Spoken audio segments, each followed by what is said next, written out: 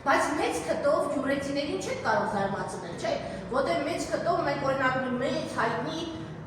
բան համակարգացիություն չէ, որին համոզս ճանաչում ես մեր մեծ քտով համակարգացիություն։ Լսել ես Տոմիս Մունդրչյանի մասին։ Ահա, ուրեմն ինքը մեր հայտնի համակարգացին է։ Բայց քիչ արմենակի ֆենոմենը ինչ քտի մեջ չի եղել սիրելիներս, այլ մասնագիտության մեջ է եղել։ Օրինակ օղին է վաճառել շուկայում, ու ինչ կպատկերացնեք, ինչ է վաճառել օղու հետ, որ մնացել է գյումրեցիների հիշողության մեջ։ Ինչ է վաճառել օրինակ։ Դուք ինչ կվաճառեք, օրինակ դուք ինչ կվաճառեք, որպեսզի օղու հետ Դու դրած խիար։ Ահա, ուրեմն խիարով գյումրեցիներին չեք զարմացնի, ոչ մի խիարով, ոչ մի թթույով, ոչ մի քյալայով։ Ինչ է վաճառել Արմենակը, որ մնացել է գյումրեցիների հիշողության մեջ։ Ահա, ուրեմն հաստատ Երևանցի եք, ծիծաղ վաճառում եք, ուրեմն ասեմ, որ քիչ Արմենակը գիշկ է վաճառել։ Յուրաքանչյուր 10 օղու հետ գիշկ է վաճառել իմ սիրելիներս։ Շատ հետաքրքիր տողեր կան դրված խաչի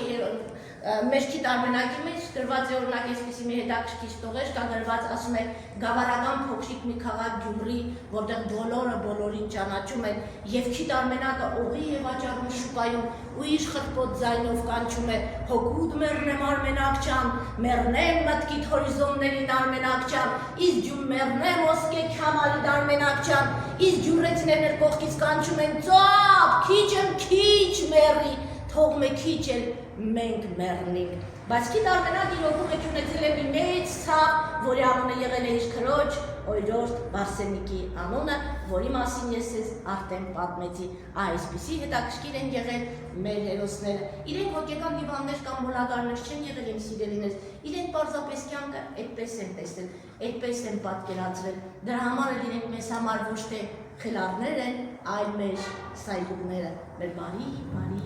համակարգացիներ։